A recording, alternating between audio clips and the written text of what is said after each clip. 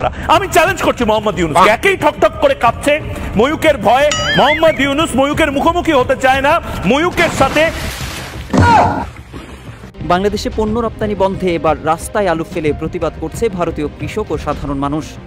ভারতীয়রা মনে করছেন ময়ূকের উন্মাদনার কারণেই বাংলাদেশের বাজার হাতছাড়া হয়েছে ভারতীয় কৃষকদের। দর্শক, এবার কিন্তু নিজের পাতা ফাঁদে নিজেই পড়ে গেছে সেই হকার সাংবাদিক। প্রিয় বন্ধুরা, সে বাংলাদেশকে নিয়ে নানান আজগুবি মাজগুবি কথা বলার প্রভাব কিন্তু ভারতের বিভিন্ন কৃষকদের উপরে পড়েছে বা ভারতের অর্থনীতির উপরে পড়েছে। তো সেই জন্য ভারতের যে সমস্ত কৃষক ভাইরা রয়েছে তারা কিন্তু এই হকার সাংবাদিককে উচিত শিক্ষা দেওয়ার জন্য ধরছে, উঠে পড়ে লাগছে। তো বন্ধুরা, সেই ভিডিওটি এখন আমি আপনাদের সাথে শেয়ার করব।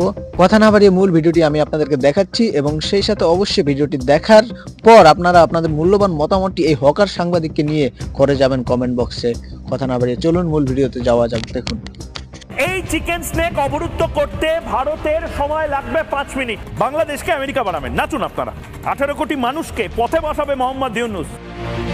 দেখে মনে করা হতে পারে সার্কাসে কেউ তার পারফরমেন্স করছেন দর্শকদের হাসিতে মাতাতে।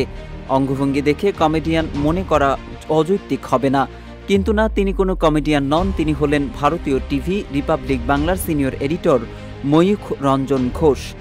উদ্ভট অঙ্গভঙ্গি ও ভুয়া তথ্যে অনবরত বাংলাদেশ প্রসঙ্গে অপসাংবাদিকতা করে যাচ্ছেন তিনি। তার এই অপতথ্যে বিভ্রান্তি ছড়িয়ে পড়ছে সাধারণ মানুষের মধ্যে। তার এই উন্মাদনার ফলে বাংলাদেশে বেশ সমালোচিত হয়েছেন তিনি। তবে এবার খোদ নিজ দেশের কৃষকরাই তার বিরুদ্ধে করছে আন্দোলন। সংবাদ মাধ্যমের তথ্য মতে দীর্ঘদিন ধরেই নানা কারণে আত্মহত্যার পথ বেছে নিচ্ছেন ভারতীয় কৃষকরা। এর মধ্যে অন্যতম হল অনাবাদ ও ঋণের বোঝা এবং পণ্যের যথামূল্য না পাওয়া। জানা গেছে 2023-এর জানুয়ারি থেকে অক্টোবর পর্যন্ত 10 মাসে ভারতের মহারাষ্ট্রে 2366 জন কৃষক আত্মহত্যা করেছেন। এমন আত্মহত্যার ঘটনা অন্যান্য রাজ্যেও ঘটছে অহরহ। তবে সম্প্রতি 2 ডিসেম্বর হিলি বন্দর দিয়ে আলু রপ্তানি বন্ধ করল পশ্চিমবঙ্গ সরকার। রাজ্যে অভ্যন্তরীণ সংকটে দাম বৃদ্ধির কারণ দেখিয়ে এই সিদ্ধান্ত নিয়েছে তারা।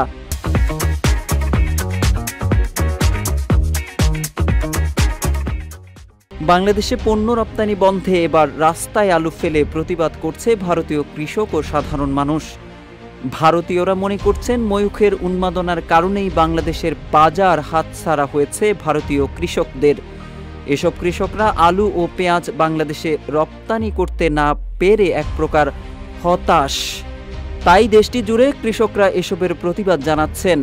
ভারতের পশ্চিমবঙ্গ এবং মহারাষ্ট্র সহ বিভিন্ন প্রদেশের কৃষকরা তাদের উৎপাদিত পণ্যের ন্যায্য মূল্য না পাওয়ার কারণে ক্ষোভ প্রকাশ করছেন। সেখানকার কৃষকদের দাবি, রপ্তানি বন্ধ হওয়ার কারণে তাদের উৎপাদিত পণ্য 2.5 থেকে 3 টাকা দরে তাদের বিক্রি করতে হচ্ছে। এদিকে অল্প দামে এসব পচনশীল পণ্য বিক্রি করতে বাধ্য হওয়ায় উৎপাদন খরচও তুলতে পারছেন না ভারতীয় কৃষকরা। সংবাদ মাধ্যমের তথ্য, রিপাবলিক বাংলার ময়ূখ রঞ্জনের বাড়ির সামনে আলুর বস্তা ফেলে প্রতিবাদ করেছেন কৃষকরা। সে সময় সাংবাদিকদের একজন কৃষক জানান, বাংলাদেশে আমদানি বন্ধ করায় এই আলু তাদের 2-3 টাকা করে বিক্রি করতে হচ্ছে। ফলে এগুলো তাদের রাস্তায় ফেলে দেওয়া ছাড়া আর কোনো উপায় নেই। আর এসব কিছুর জন্য রিপাবলিক বাংলার ময়ূখ ও বিজেপি নেতা শুভেন্দু অধিকারীকে দায়ী করছেন কৃষকরা। এদিকে ভারতের কৃষকরা ময়ূখ রঞ্জনের বিরুদ্ধে অভিযোগ করছেন, ময়ূখ রঞ্জন মিথ্যা সংবাদের মাধ্যমে বাংলাদেশের সঙ্গে ভারতের বাণিজ্যিক সম্পর্ক নষ্ট করছে। আমদানি বন্ধ হওয়ায় তাদের এখন ভিক্ষা করার মতো অবস্থা। জানা গেছে এবার সেই ময়ূখ রঞ্জনের বাড়ি ঘেরাও করেছেন বিক্ষুব্ধ কৃষক ও জনতা। এ সময় তাদের স্লোগান দিতে দেখা যায়, মিথ্যা সংবাদ বন্ধ করো, কৃষকদের রুটিরুজির জবাব দাও। তবে অভ্যন্তরীণ উৎপাদন ও বিকল্প হিসেবে পাকিস্তান ও চীন থেকে আলু ও পেঁয়াজ আমদানির কারণে বাংলাদেশের বাজার স্থিতিশীল থাকবে বলে আশা করা হচ্ছে।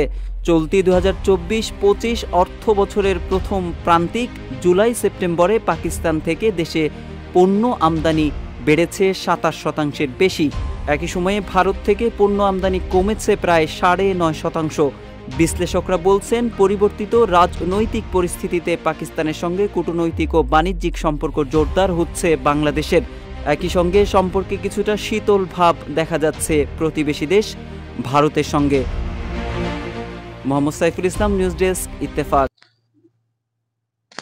সম্মানিত ভিউয়ার্স, আজকের এই ভিডিওটি এ পর্যন্তই। হকার সাংবাদিকদের নিয়ে আপনাদের মূল্যবান মতামতটি কমেন্ট বক্সে ব্যক্ত করুন। ভালো থাকবেন, সুস্থ থাকবেন। আজকের এই ভিডিওটি এ পর্যন্তই।